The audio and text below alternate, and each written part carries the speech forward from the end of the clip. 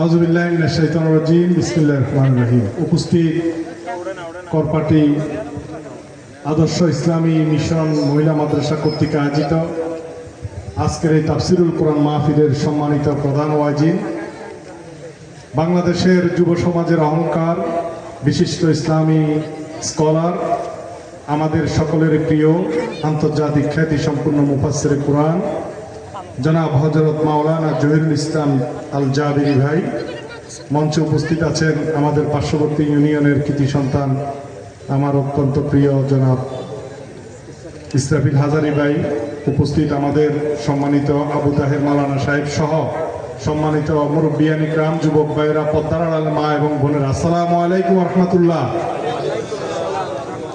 আসলে আমরা মাহফিলে কথা বলা না বলাই ভালো, যেহেতু অত্যন্ত গুরুত্বপূর্ণ মহাগ্রন্থ আল কোরআন থেকে তাফসির পেশ করবেন। আজকে আমি আসাটা একটু কষ্টকর হয়েছে। যখন জাবিরি ভাইয়ের নাম শুনেছি, আমি ইতিমধ্যে 4-5টা প্রোগ্রাম শেষ করে আপনাদের এখানে এসেছি আলহামদুলিল্লাহ।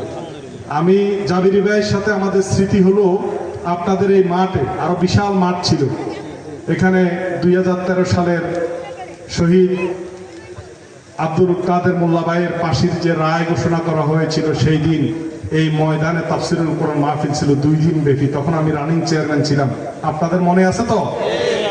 সেই দিন আমি বলেছিলাম প্রশাসনকে যে কনকাপতে তাফসিরুল কোরআন মাহফিল বাধা দেওয়ার কোনো সুযোগ নেই। এই কনকাপত 14 গ্রামের গোটা অঞ্চলের কোরআন প্রেমী মানুষ সেখানে ঐক্যবদ্ধ হয়েছে, মাহফিল করবেন ইনশাআল্লাহ।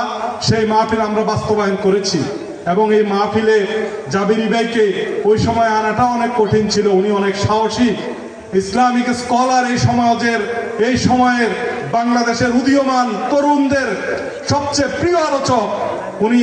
সেই দিন আমরা একসাথে কুমিল্লা থেকে এসেছি, রাস্তায় কোনো গাড়ি ছিল না আলহামদুলিল্লাহ। সেই দিন এখানে এসে মহাগ্রন্থ আল কোরআন থেকে তাফসির পেশ করেছেন, আপনাদের সকলেরকে শুনিয়েছেন। আজকে 13 সালের পর আবার 2025-এ এই মাঠে আবার এসেছেন। আমি অত্যন্ত আনন্দিত, সেজন্য আমি আমার সবকিছু বাদ দিয়ে এসেছি জাবিরি ভাইয়ের সাথে সেই স্মৃতিচারণ করার জন্য। আজকে তরুণ প্রজন্ম সারা বাংলাদেশে যেভাবে ইসলামের পক্ষে, কোরআনের পক্ষে, যেভাবে অপসংস্কৃতিকে দূরে সরে দিয়ে ইসলামী সংস্কৃতির বিকাশ, বাংলাদেশের টেকনাফ থেকে তেতুলিয়া, রূপসা থেকে পাতুরিয়া পর্যন্ত যে ছায়া লাভ হয়েছে, আমরা আশাবাদী আগামীর বাংলাদেশ কোরআনের বাংলাদেশ হবে ইনশাআল্লাহ।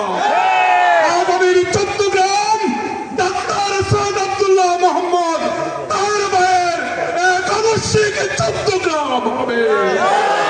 সেই আদর্শিক চট্টগ্রামে এই করপাটিবাসী সহ অত্র অঞ্চলের সকল ইসলাম প্রিয়, কোরআন প্রিয়, দল মত নির্বিশেষে সকল মানুষকে আমি আহ্বান জানাবো এই আদর্শিক চট্টগ্রাম গঠন করার জন্য। পদ্মার আড়ালের আমার প্রিয় মা এবং বোনেরা আছেন, আমি আপনাদের সাবেক চেয়ারম্যান হিসাবে, আপনাদের ভাই হিসাবে আহ্বান জানাচ্ছি, ঐক্যবদ্ধভাবে এই চট্টগ্রামকে ইসলামের শক্তিশালী গাদিতে রূপান্তরিত করবো ইনশাআল্লাহ। এই আশাবাদ ব্যক্ত করে সকল মানুষকে আমি আহ্বান জানাবো, যারা দোকানে পাটে বসে আছেন, আপনারা সবাই চলে আসেন ইনশাআল্লাহ। কিছুক্ষণের মধ্যেই আমাদের সম্মানিত শ্রদ্ধেয় প্রিয় আলোচক মহাগ্রন্থ আল কোরআন থেকে আমি ওনার ওয়াজ শুনেছি, আল্লামা দেলোয়ার হোসেন সাইদি সাহেবের মঞ্চে উনি ওয়াজ করেছেন, বহু বছর ধরে কোরআনের খেদমত করছেন। আমরা আশা করি আগামী দিনেও এই 14 গ্রাম সহ সারা দেশে উনি ওনার ইসলামিক কার্যক্রম পরিচালনা করবেন। সবাইকে ধন্যবাদ জানিয়ে বিদায় নিচ্ছি। আসসালামু আলাইকুম ওয়া রাহমাতুল্লাহি ওয়া বারাকাতুহু।